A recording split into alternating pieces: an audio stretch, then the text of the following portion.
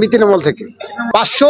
হ্যাঁ, আইএসএফ এ যোগদান করলাম। কেন বিএসএফ এ যোগদান করলেন? হ্যাঁ, আইএসএফ এ যোগদান করলাম। কেন যোগদান করলেন? আমাদের উন্নয়নের জন্য আমরা জয়েন করলাম। কি কি উন্নয়নের স্বপ্ন দেখছেন আপনি? আমরা দেশের ভালো কাজ করব, এর জন্য। দেশের ভালো কাজের স্বপ্ন দেখছেন? হ্যাঁ, আপনিও যোগদান করছেন? হ্যাঁ, আমার দেশের কাজ ভালো হোক তার লেগে এই করলাম। উন্নয়ন মানে শক্তিশালী করলাম। কতজন যোগদান করলেন? আমরা 500 লোক যোগদান 500 করলাম। 500 আইএসএফ এর নতুন পার্টি যোগদান করলাম আমরা। কোথা থেকে যোগদান করলেন? রায়পুর অঞ্চল, নওদা থানা। নওদা ব্লক। হ্যাঁ, নওদা ব্লক। কি উদ্দেশ্য আপনাদের? আমাদের কি পরিকল্পনা? আমাদের উদ্দেশ্য ভালো কাজ, ভালো বার্তা আমরা মানুষের জন্য, জনগণের জন্য পৌঁছে দেবো। আমাদের উন্নয়ন হয়নি ওদের। জনগণ যাকে চাইবে সেই করবে। আগামীতে লক্ষাৎ সিদ্দিকী চাচ্ছি আমি। স্থানীয় বিধায়িকা শাইনা মুমতাজ খান, তিনি তো উন্নয়নমূলক কাজ করছেন। একবার বলো না কিছু। ওকে তো ফিল্ডে দেখাই যায় না। ওকে ফিল্ডে দেখাই যায় না। জনগণের পাশে দেখা যায় না। না, ফিল্ডে দেখাই যায় না মাঠে। আমাদের সাথে আছে হরিয়ারপাড়ার অবজারভার। কি বলবেন আজকে আপনাদের আইএসএফ বিভিন্ন দল থেকে যোগদান করেছে? আমাদের প্রতিনিয়ত প্রত্যেক দিনকে আমাদের এই জয়েনিং হচ্ছে। এখন মাধ্যমিক উচ্চ মাধ্যমিক পরীক্ষা, সেই কারণে আমরা জয়েনিং সভা বা পথসভা আমরা করছি না। আজকে রবিবার ছিল, সেই ক্ষেত্রে আমরা এই নওদা ব্লকে রায়পুর অঞ্চলে একটা পথসভা ছিল, অধিকার সভা, সেখানে আসলাম। এখন দেখছি মানুষের যে উদ্যোগতা, মানুষের যে শতপুষ্টতা, একটা ভালো লাগছে দেখে যে নওদা ব্লকে আমাদের এর আগে সংগঠন ছিল না, কিন্তু এখন যেভাবে নওদা ব্লকে মানুষ বুঝতে পারছে, মানুষ অটোমেটিক বুঝতে পারবে। আমি আসছিলাম, দেখলাম একটা রাস্তার পরিস্থিতি। এই রাস্তায় যদি একটা টোটোতে কোনো মানুষ, একটা বয়স্ক মানুষ যদি, বুজুর্গ মানুষ যদি যায়, মনে হয় ওই টুকটুকিতেই মাজা ভেঙে যাবে, এমন পরিস্থিতি। যে বিধায়িকা এখানকার আছেন, তিনি তো মনে হয় না নওদায় ঘুরে দেখায়। কোনোদিন মিডিয়াতে দেখিনি যে বিধানসভায় গিয়ে নওদা মানুষের জন্য আওয়াজ তুলে কথা বলেছেন। তার জন্য আজকে নওদার মানুষ বুঝতে পেরেছে যে না, আর শাসক নয়, শাসক যেভাবে মানুষের সঙ্গে অভিনয় করছে, যে 3 তারিখ পর্যন্ত হিয়ারিং শেষ, তারপরে 4 তারিখে কোর্ট পড়ে সুপ্রিম কোর্টে মমতা ব্যানার্জি যাচ্ছে, এটা মানুষ চোখ খুলে গেছে, মানুষের চোখ খুলে গেছে, মানুষ বুঝতে পারছে। আপনাদের আইএসএফ এর পতাকা ধরে তারা বিধানসভায় তাদের আওয়াজ পৌঁছাতে চাইছে। আমাদের নওদা বিধানসভায় আজকে রায়পুর অঞ্চলে মানুষের যে স্বতঃস্ফূর্ত যে আবেগ, ভালোবাসা ইন্ডিয়ান সেকুলার প্রতি, এর জন্য তো আমরা অত্যন্ত আনন্দিত যে আজকে এই বুথে, একটা বুথে এত মানুষ আমাদের সঙ্গে যোগদান করলো। যে আগামীতে হয়তো এই বুথে আমাদের এই নিয়ে আর কোনো চিন্তা ভাবনাই থাকছে না, কেননা মানুষ সবাই একেবারে দলবদ্ধভাবে আমাদের এই আইএসএফ দলে যোগদান করলো। আমি এর জন্য বলবো যে হয়তো এর কারণ একটাই, যে এই দেশের যে অবস্থা, এই যে দেশের রাস্তাঘাট, স্কুল কলেজ, এর জন্য হয়তো মানুষ টিএমসির প্রতি যে একটা ঘৃণা, টিএমসির প্রতি যে একটা মানে যে অগ্রাহ্য, এটাই হয়তো তার প্রতিফল একটা। কোন দল ছেড়ে আইএসএফ এ যোগদান করলেন? আমি আরএসপি থেকে, বিভিন্ন দল থেকে, এখানে সিপিএনের আছে, কংগ্রেসের আছে, টিএমসির আছে। টিএমসিরই বেশি লোক। তো নওশাদ সিদ্দিকীর বক্তব্য, কথা, খুব আচারণ ভালো দেখি আমরা ওই দলটা বেছে নিয়েছি ওনার সাথে সই হওয়ার জন্য। আপনি কোন দল থেকে যোগদান করলেন? তৃণমূল। তৃণমূল করতেন এর আগে? হ্যাঁ। তৃণমূল প্রতি ভরসা পাচ্ছেন না? না। প্রায় 15 বছর রাজ্যে শাসন করছেন, হ্যাঁ। ভরসা হারিয়ে ফেলছেন? হ্যাঁ, হারিয়ে যাচ্ছে। কেন হারিয়েছেন? এই তো কাজকর্ম কিছু হয়েছে না।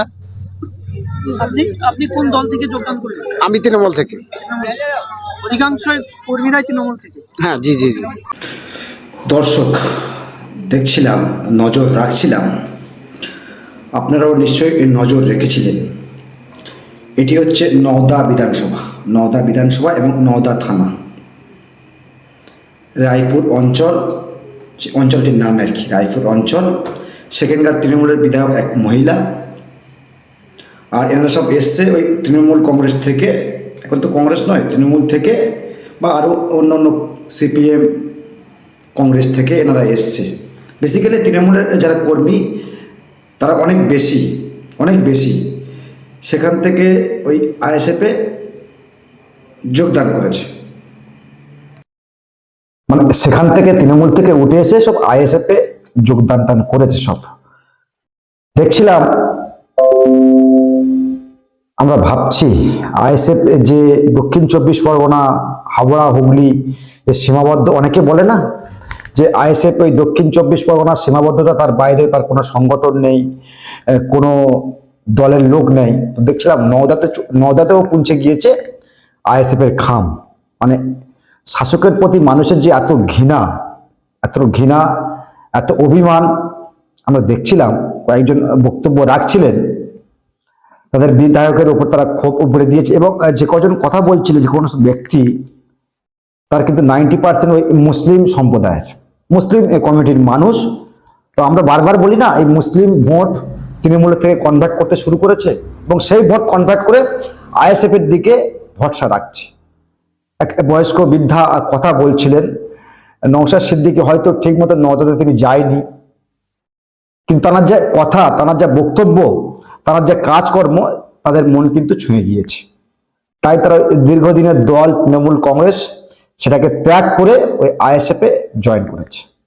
তো সবসময় আমরা বলছিলাম না যে সংখ্যালঘু যে ভোট ব্যাংক, তৃণমূল যে ভোট ব্যাংক করে রেখেছিল সংখ্যালঘুদের, ওই ভাতা দিয়ে আর কি, ইমাম ভাতা, মুয়াজ্জিন ভাতা, এই ভাতা থেকে বেরিয়ে এসে মুসলিম কমিউনিটির মানুষ তারা কিন্তু একটা বিকল্প দল খুঁজছে। সবসময় আমরা বলি যে মুসলিমরা ওই আর ভাতা নিয়ে তৃণমূলকে ভোট দেবে না, আর তৃণমূলকে ভাতার ভিত্তিতে ভোট দেবে না।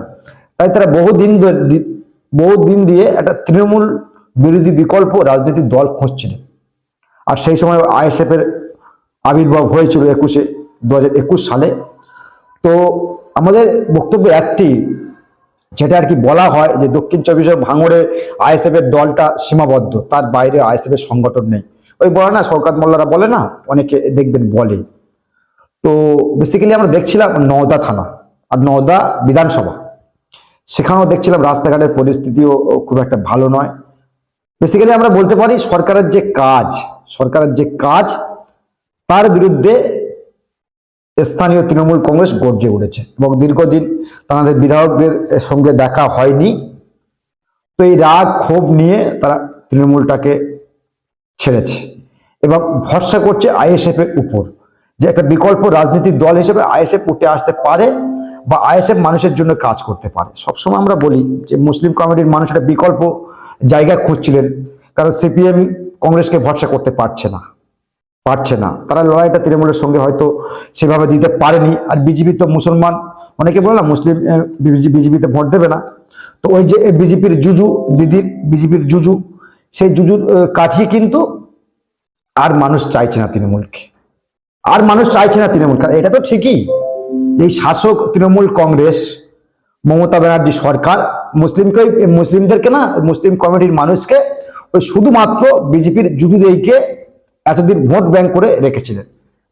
এবার তো তারা বলছে যে আমরা এই ইমাম ভাতা, মুয়াজ্জিন ভাতা চাই না, আমরা চাই আমাদের অধিকার, আমরা চাই কাজ, কর্মসংস্থান।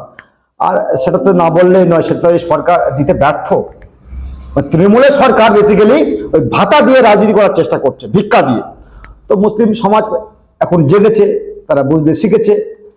অনেকে তো মুসলিম এখনো বলে যে আইএসএফ বিজেপির দালালি করে, বিজেপির বি টিম। কিন্তু যারা শিক্ষিত মুসলিম, যারা বোঝে, তারা না বিকল্প রাজনৈতিক দল হিসেবে আইএসএফ কে বেছে নিচ্ছে, যে একমাত্র যদি মুসলিমদের হয়ে কথা বলতে পারে আইএসএফই কথা বলবে। আর শুধু মুসলিম নয়, পিছিয়ে পড়া মানুষের জন্য কথা বলছে নওশাদ সিদ্দিকী, যেটা তাদের মনে হয়েছে, তাদের যেটা ধারণা, আইএসএফ যারা করতে এসছে, যারা জয়েন করছে, তাদের ধারণা বেসিক্যালি যে একমাত্র নওশাদ সিদ্দিকী পারে বিকল্প রাজনীতি দল তৈরি করেছে, বিকল্প মানুষের জন্য ভাবে। তো তাই তাদের মনে হয়েছে, তারা জয়েন করেছে। তো আমার বক্তব্য খুবই ক্লিয়ার ছিল যে শাসক থেকে বেরিয়ে এসে নওশাদ সিদ্দিকীর উপর ভরসা করতে শুরু করেছে। তো আমরাও তো বলি এই যে ভাতা ভিক্ষা দিয়ে আর মুসলিম সমাজের ভোটটাকে ক্যাপচার করা যাবে না। তারাও মুসলিম সমাজ বুঝতে পেরেছে, বুঝছে যে আর দিদিকে আর আমরা ভরসা করতে পারছি না। দর্শক, যেটা বলার অবশ্যই কমেন্ট বক্সে কমেন্ট করবেন, আর নজর রাখবেন আপনাদের কণ্ঠ ইনসাফ টিভিতে। কারণ সবসময় আমরা কথা বলি মানুষের কথা এবং আপনার কথা আমরা তুলে ধরার চেষ্টা করি। যেটা বলার বলবেন আর নজর রাখবেন আমাদের চ্যানেলে।